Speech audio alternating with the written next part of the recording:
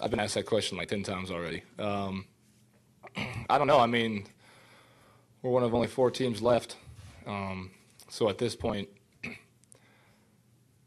a lot of guys have had success pitching-wise on either the Indians or the Yankees, but it's not just because it's the Yankees. I think it's just been a culmination of command, location, maybe a little bit more confidence, and just because it's the Yankees, you kind of get a little bit more amped and a little more jittery because it is the pinstripes and such a storied organization. But I think it's just a coincidence that my command and location have been better than what it usually is against them. In the second row, Brian. Dallas, you guys have had winning records the last 3 years, 101 wins this season, but on some level, a national level, you guys are kind of still proving yourself to your average baseball fan, who's not in the city of Houston. Even day games in the first round of the series. Does this stage, knowing it'll be national games, nationally televised, all night games against a legacy team like the Yankees, does that appeal to you just in a baseball sense, to where Carlos Correa, Altuve, you can all prove yourself, let people know about you on a national stage, if they didn't already? I would say more so for those guys. They like to flash a little bit more than I do. I didn't expect when we were playing the division series that we would, facing the Red Sox, that we would be playing so many day games, just because of how storied their tradition is as well. I know that the media markets in LA and New York are just so much more powerful just because it's the East and West Coast. But at this point, we won 101 games. We don't need to prove anything. Correa has done very well against the Yankees. Altuve is the MVP, so everybody knows his name, and Bregman's going to be the same way. But we're so much more than just that. I know a lot of guys do like the flash and like the primetime games, and that's good for them. Whatever gets you up for these types of games, then let it get you up for it. But when it comes down to it, we'll be playing baseball. But it is a little bit more fun to be playing such a storied, back-to-back storied franchises with the Red Sox and the Yankees. In the middle, Dallas. Jerry? Yeah, not to belabor the wild card game, but what did it mean to your career at that time to go into Yankee Stadium and on a huge stage like that in the postseason and pitch a game of that magnitude? Did you feel like maybe it sort of established you a little bit more and maybe really elevated you beyond what you had already done? I think it really validated the team, not just a personal standpoint, but I mean, looking back at it, it kind of validated my season overall. And if I were to just be honest with everybody, I think my 14th season was better than my 15th season, just because it was really the first time I had put a whole season together.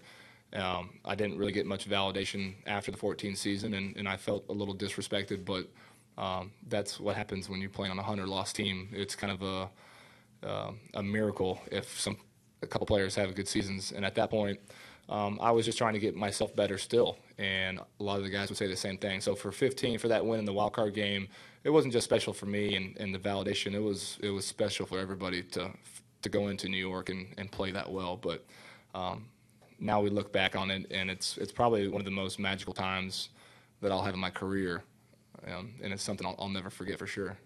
To your right, Dallas. When you take them out in a playoff game here and it's going berserk and the towels and everything, what can you see and hear, and how do you try to kind of control that and control the emotions that come with that when the crowd is so into every pitch that you're making? Man, it's a tough question to answer just based on what the adrenaline's like. It's your adrenaline in the postseason is unlike any other, and it really varies from start to start. And not to say the pressure is more, because I don't really believe in pressure. It's more of getting yourself ready for moments like this. And when you're a good team, the regular season is getting you ready for the postseason. And when I see orange out or white out and all those towels, I look over at Keuchel's corner and see a bunch of fake beards.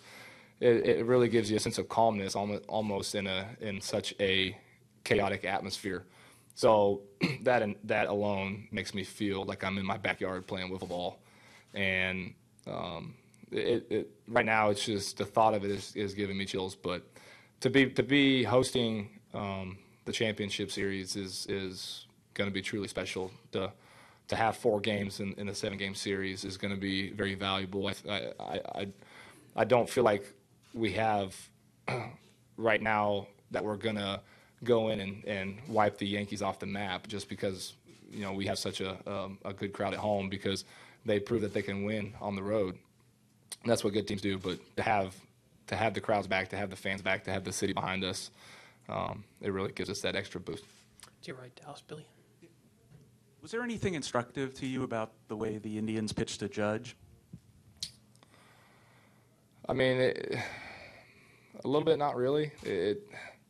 He's such a unique player, and I think the Yankees have a lot of unique players to where the new age, lift the ball, get under the ball, trajectory, backspin, you name it. They have a bunch of those guys, but in turn, you're going to swing and miss a lot more. And that's just not those guys. There's a lot of special players around the league. That's why you can't get any greater than this league. This is the top. And for people to say he was exposed or whatnot, I don't believe in that. I think he's a tremendous talent, and one swing can change the course of the game. But I don't really feel like there's one game plan going in. As a pitcher for myself, I like to establish my strengths first, see if I can ride that, and then plan B would be a different way. But he can hurt you in so many different ways that it's not just one set game plan. We have 4 more. We'll start with Sweeney on the right.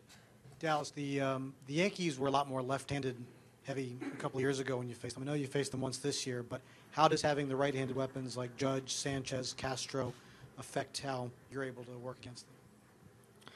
Well, I'm definitely going to have to be on my game, and they've proven that in the playoffs. I think they were shut out once, game 1, but other than that, I mean, you make mistake pitches in the playoffs, they're magnified, and it's like the regular season, but it is magnified. Their lineup is, I think they scored the second most runs in the league, so that in itself is pretty remarkable. And even their lefties do damage against left-handed pitchers. Didi's is a guy I respect, and what he did last night was really incredible off of Kluber. But it doesn't matter if it's righties or lefties. I'm still giving respect to a lot of those guys, and I got to make my own pitches. So at the end of the day, it's about me making the necessary pitches, the necessary adjustments to them. But I am cautious about certain situations going into it with Judge up or with Gary up in a they're down 1 or they're up 1 situation, whether it's the first inning or the 7th. In the middle, Dallas. Jerry. Yeah, AJ commented on this.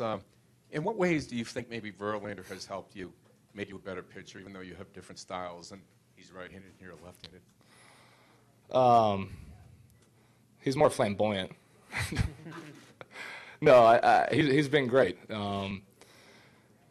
Obviously, opposite styles. I mean, the most polar opposite styles you could probably imagine, and we've talked about that. But what makes him great already in the clubhouse is just his mindset, the way his mind works. And I feel like my mind is unique in the way I feel about pitching and my game plan and strategy. But with his mindset, it's very similar. So we might have polar pitching tendencies, but the way our minds work are very similar. So I've bounced hundreds of questions off him already, and he would probably say the same thing. And it's just been a joy to kind of talk pitching in the dugout, especially for the younger starters. I think Lance has really benefited for him being here too, and just the pitching staff overall. He is really that ultra veteran guy who's done everything besides win a World Series. So that was one of the things that appealed to him before he came over here. I said, hey, your chances of winning a World Series are much greater coming over here than staying with Detroit.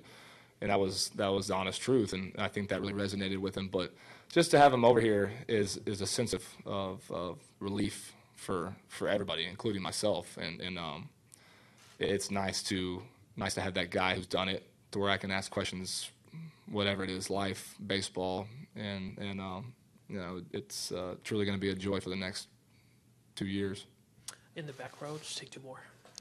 Dallas, what was it like watching the game last night? Is there enjoyment on your first out of the box, or were you emotionally into that game watching the Cleveland and New York play? I mean, it's two great teams, and it took Cleveland a 22-game win streak to pass us for best record. But watching those two teams go at it was really fun, and that's what baseball's meant to be in the playoffs. It's supposed to be a fun atmosphere. You got one storied franchise going into a team that's coming off a World Series appearance, so it couldn't get any better than that. I honestly didn't care who won, who lost. I think in the ninth inning when New York went up 3 runs, I was probably a little bit more calm than I would have assumed, just because I didn't pack a bag last night. And if Cleveland won, we would have been leaving at 10 a.m. And at that point, I would have panicked to throw a bunch of clothes together. So it was just a fun atmosphere, and by no means was I trying to measure up what I was going to do against either team on Friday. So it was more of me just being a fan of baseball and watching a good game. We'll do two quick ones before we let Dallas go. Go ahead, Mark. Dallas, what does it mean to you to be the opening starter in the ALCS here? I mean, it doesn't really mean anything more than just going out there and trying to do my job. I'm trying to kickstart the series in the right direction, and then ultimately hand the ball off to Verlander game 2. And it's a good feeling to have that extra starter, to where if I do my job correctly, we're going to be up 1-0, and then potential to be 2-0. So it'd just be like the division series, and I think Verlander would say the same thing if he were to go back for the division series, start game 1 and do his job correctly, get a team win at the house, and then go up 2-0. But I'm going to have my hands full, and my job is to just get as many guys out as possible, and let the offense do work and let the fans cheer. We'll finish up with Richard right here. Dallas, would you talk about Altuve and Judge, specifically on Altuve as a pitcher? What are the things that you're most impressed about watching him do his thing, and the crowd and the challenge of pitching to Judge? Well, Altuve is a mystery of himself, because I don't think he really knows what he's doing up there half the time. He's got such good hand-eye coordination. He's got one of the quickest set of hands in baseball, and that's a very valuable tool, whether you have long arms, short arms. As long as those hands are quick to the ball, whether it's inside or outside, up or down, you got a good chance of putting good contact on the ball, and with the hard hit rate, with the miles per hour off the bat now, it's such a crazy stat, and he's up there with some of the big dogs, and including Judge. But he's just an incredible talent, to where he's so skilled that the luck is the most fun part to talk about, because I say all the time that you have to be skilled in order to be lucky, and he is lucky more times than a regular player, just because he's so skilled. And guys are always saying, well, why does he get pitched down the middle so much? And when you go look back at the film, yeah, he gets a lot of pitches down the middle, but what separates him is that when he gets those pitches down the middle, he doesn't miss them, whereas a couple guys might miss a pitch or two in a bat, and that's the difference between him and the rest of the league. And Judge, I mean, he's an MVP candidate for a reason, and he's got such a bright future ahead of him that it's kind of crazy to think about how young he is. His stature is obviously one of the biggest in the game, and it fits kind of the New York mold. But he's going to be I've only pitched against him once, but he's going to be he's going to be a mystery to me as well. And I think as long as I make my pitches, I'm going to fare well. But there's always that mistake pitch that he hits out. So it'll be a good matchup for not only myself but for our pitching staff as well, and just be a fun series.